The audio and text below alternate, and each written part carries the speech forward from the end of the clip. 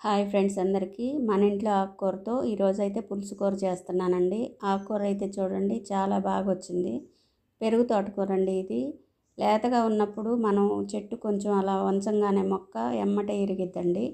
పురుగులు చూడండి ఎలా ఉన్నాయో చూసైతే జాగ్రత్తగా కట్ చేసుకోవాలి. ఇదేమో గొంగడి పురుగు అండి. ఇది ఉన్నప్పుడు జాగ్రత్తగా ఉండాలి, ఎందుకంటే దాని చుట్టూ మొత్తం ఆకుల మీద రాలుతుంది కదా, అందుకోసమని. ఈరోజైతే పులుసు కూర కోసం కోస్తున్నా. చూడండి ఎంత బాగున్నాయి ఆకులు. ఇవేమో పాలకూర అండి. పాలకూరకు కూడా పురుగు వచ్చింది చూడండి. ఏరేస్తున్నామండి అయినా కూడా వస్తున్నాయి.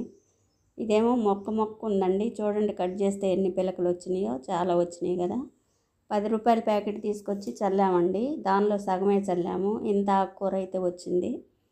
ఈ కట్ చేసుకున్నాక ఇలా శుభ్రంగా తీస్తే మళ్ళీ ఈ ఊర్లు సమానంగా వస్తాయండి. కలుపు మొక్కలు కూడా వేరుకోవాలి. కుండీలోనైనా వేసుకోవచ్చండి కొంచెం. ఇప్పుడైతే కట్ చేసుకుంటున్నా.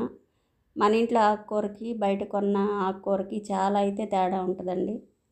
ఇంట్లో వీలైనంత వరకు వేసుకుంటే బాగుంటుంది. కడిగి కట్ చేసుకున్నా కదా, చింతపండు, ఉల్లిపాయ ముక్కలు, ఒక టమాటా, పచ్చిమిరపకాయలు, పసుపు, కారం, ఉప్పు అయితే వేసానండి.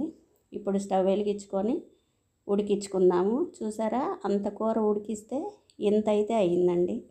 ఎందుకంటే లేత కూర కదా, అందుకని వండుకునేటప్పుడు లేత కూరే తీసుకొని వండుకోవాలండి.